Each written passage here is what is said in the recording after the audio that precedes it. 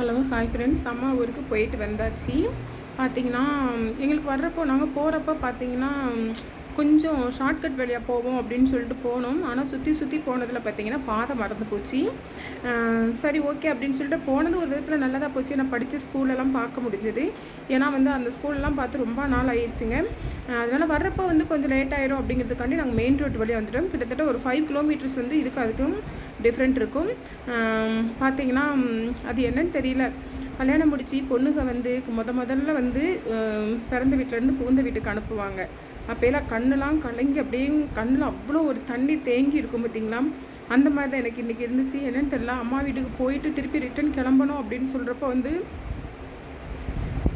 மனசில் என்னென்னு தெரியல, ஒரு விதமான ஒரு கவலையா இல்லை கவலை கடந்த சந்தோஷமா அப்படிங்கிறது எனக்கு என்னென்னு சொல்ல தெரியலை.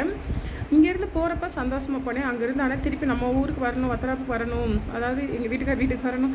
இவ்வளோ வருஷங்கள் ஆயிடுச்சு. எனக்கும் 2 குழந்தைகள் இருக்காங்க. ஆனாலுமே பார்த்திங்கன்னா ஒவ்வொரு பொண்ணுக்குமே தாய் வீட்டுக்கு போயிட்டு வர்றது, எனக்கு இந்த தாய் வீட்டுக்கு போயிட்டு வர்றதுலாம் அந்த அனுபவங்களும் அவ்வளோவா கிடையாதுங்க. எனக்கு கொஞ்ச நாள் எங்கள் அம்மா ரொம்ப நாள் என் கூடயே இல்லை, சரிங்களா. இப்போ ஒரு 4 இயர்ஸாக 2 இயர்ஸாக தான் 3 இயர்ஸ் இருக்கும் 3 இயர்ஸ் 2 இயர்ஸ் இருக்கும். எனக்கு சரியாக எனக்கு கணக்கு தெரில. அப்போ தான் இப்போ தான் என் கூட சேர்ந்துருக்குறாங்க. ஆனாலும் எனக்கு அப்போ உள்ள ஃபீலிங்ஸ் எனக்கு இப்போ தெரியுது. அங்கேருந்து கிளம்புறப்போ பார்த்திங்கன்னா என்னென்னு தெரியல, அது ஒரு மனசில் ஒரு பாரமாகவே இருந்துச்சு. ரொம்ப கஷ்டமாக இருந்தது. ஒரு வழியாக ஊருக்கு நாங்கள் சேர்ந்து விட்டோம். வர்றப்போ பார்த்திங்கன்னா ஒரு 2 மணி நேரத்துலேயே நாங்கள் வந்துவிட்டோம். போகிறப்ப தான் எங்களுக்கு சுற்றி சுற்றி போனதால் கொஞ்சம் டைம் எடுத்தது. இன்றைக்கி கடவுளோட கிஃப்டாக என்னென்னு தெரில. நாங்கள் போகிறப்போ கொஞ்சம் கூட வெயில் இல்லைங்க. கிளைமேட் அவ்வளோ கூலிங்காக இருந்துச்சு. இருந்தாலும் நான் காலைல வீடியோ போட்டிருப்பேன். இளநீர் இதெல்லாம் கொண்டு போகிறோம் அப்படின்னு சொல்லிட்டு வீடியோ போட்டிருப்பேன்.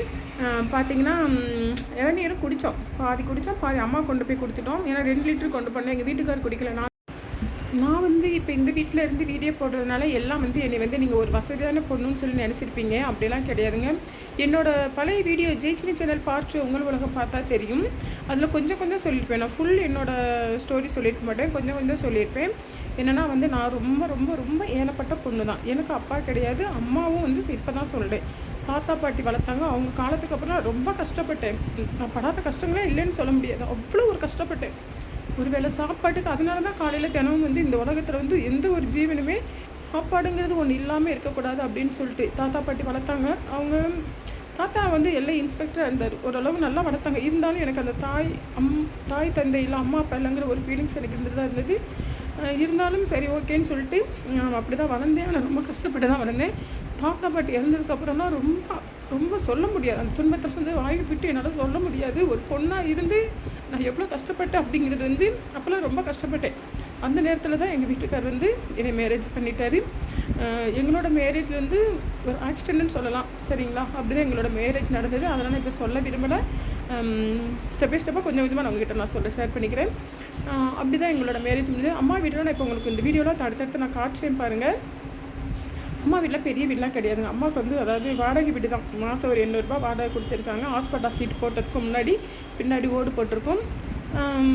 அவங்களுக்கு ஏதோ மாதம் 800 ரூபா வாடகை கொடுத்துட்டு அவங்க ஏதோ அவங்க லைஃப் ஓட்டிகிட்ருக்காங்க. எப்போயாச்சும் எங்கள் வீட்டுக்கு வருவாங்க.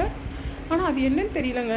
நம்ம அம்மா வீட்டுக்கு போனோம்னா அம்மா மாப்பிள்ளை விழுந்து விழுந்து கவனிப்பாங்க.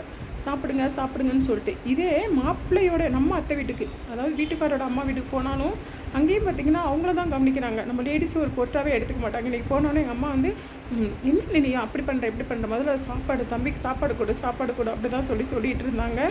நினச்சேன் பரவாயில்ல. நம்ம அதாவது லேடிஸ் மட்டும், ஆனால் லேடிஸ் மட்டும் ஏன் அப்படின்னு சொல்லி தெரியல. நம்ம லேடிஸ் பார்த்திங்கன்னா பிறந்த வீட்லேயும் சாப்பிடுமா அப்படின்னு சொல்லி மாப்பிள்ளை சாப்பிட்டதுக்கப்புறம் சாப்பிடுமான்னு தான் சொல்லுவாங்க. மற்றவங்க வீட்டிலலாம் எப்படின்னு தெரில. எங்கள் வீட்டில் அப்படி தான். எங்கள் வீட்டில் பார்த்திங்கன்னா எங்கள் வீட்டுக்கார் சாப்பிட சொல்லு, அவரை சாப்பிட சொல்லிட்டு நீ சாப்பிடு அப்படி தான் சொல்லுவாங்க. அதேமாதிரி எங்கள் அத்தை வீடு இருக்கிறப்போ அங்கே போனாலும் சரி, அவனுக்கு பசிக்க போதுமா, பசி தாங்க மாட்டாமா, சாப்பாடு கொடுன்னு சொல்லுவாங்க. லேடிஸ்க்கு மட்டும் அந்த ஒரு இதே இருக்காது. சரி ஓகே, அதெல்லாம் இருக்கட்டும். ஓகே, நான் என்னோடய சொந்த சோக கதைலாம் சொல்லிகிட்டு இருக்கிறேன். ஓகே, இப்போ பார்த்திங்கன்னா நான் வத்ரா போனது, அங்கே எங்கள் அம்மா வீட்டுக்கு போனது, அதெல்லாம் நான் அடுத்தடுத்த வீடியோவில் உங்களுக்கு போடுறேங்க. ஃபுல் லென்த் வீடியோ மட்டும் பார்த்திங்கன்னா ஜெய்சினி சேனல் பார்ட் 2 உங்கள் உலகத்தில் போடுவேன். பார்ட்டாக பார்த்திங்கன்னா அர்ஜுன் ஹேமா அதில் போடுவேன். வீடியோ பாருங்கள்.